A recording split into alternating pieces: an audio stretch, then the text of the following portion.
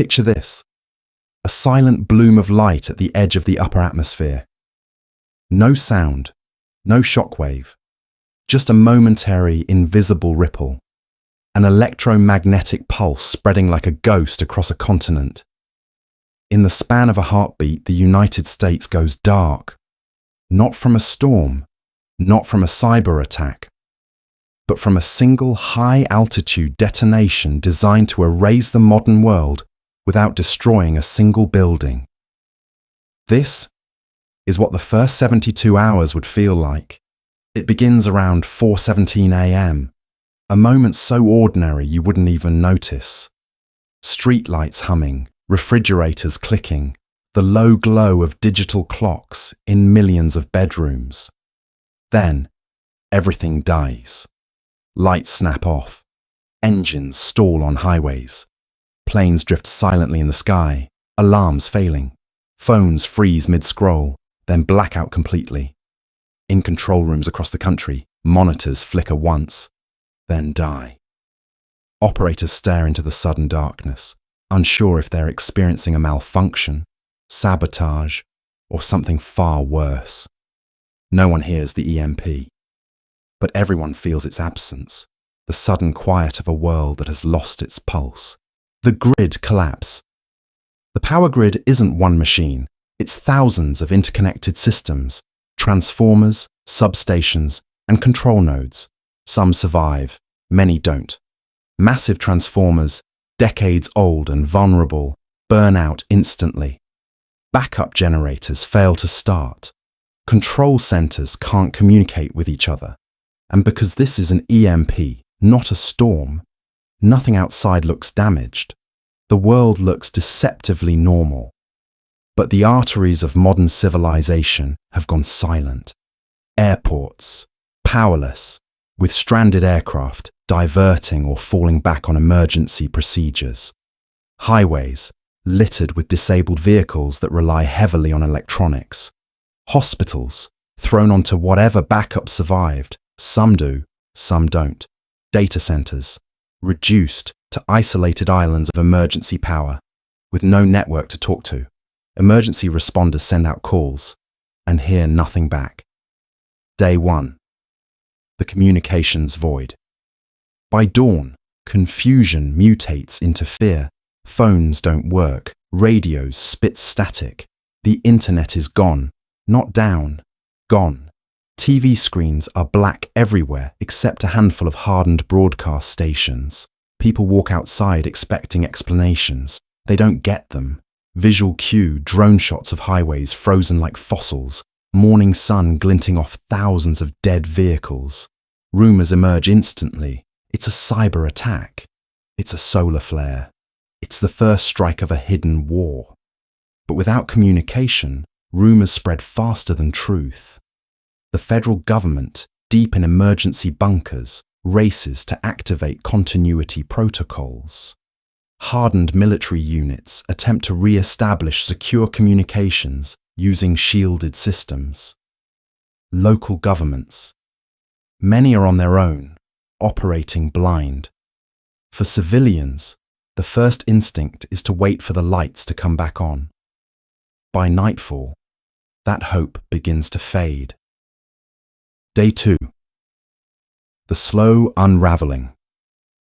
Civilization doesn't collapse instantly. It frays. Gas stations can't pump fuel. ATMs can't dispense cash. Supply trucks stop moving. Hospitals begin rationing power and medicine. The modern world depends on electrons more than food. Across cities, people gather outside police stations, city halls, and emergency shelters, hoping for updates. Any updates. Officials struggle to deliver answers they don't yet have. Military bases begin distributing limited rations and water to surrounding communities. National Guard units are mobilized, but communication gaps slow deployment. Emergency broadcast systems, those few that survived, issue generic messages urging calm. In homes, canned food becomes currency. Water stored in bathtubs, sinks and bottles instantly becomes priceless. And at night, The stars are brighter than anyone remembers. A strange, ancient quiet settles over the streets. Silence becomes its own kind of terror. Day 3. The test of resilience. By the start of day 3, the country faces a question it has never asked before. How do you run a modern nation without modern tools? Local communities begin to self-organize. Neighborhood watch teams patrol with flashlights and whistles. Volunteer groups distribute supplies house to house. Libraries, schools, and churches transform into information hubs. Hand-crank radios and old analog equipment suddenly become the new gold standard. Meanwhile, in government bunkers and military command centers, officials work through the night, establishing hardwired communication lines between regions, assessing the scale of grid damage, choosing where to deploy the first repair teams, coordinating with allies through surviving secure channels. There is no panic at the national level, only grim determination.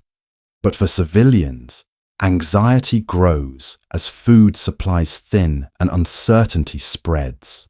Some regions fare far better than others. Areas with resilient local grids or protective measures recover fragments of power. Others face total blackout, with critical infrastructure fried beyond immediate repair. The country is still standing, but only because its people refuse to fall. Could the country survive? Survival depends on 3 things. How much critical infrastructure was hardened beforehand? Some transformers and military networks withstand the blast, others are devastated. How quickly repair crews can rebuild the grid? Massive transformers can take months or years to replace. How effectively communities maintain order, cooperation, and resource sharing? Humanity becomes the real grid, keeping everything connected.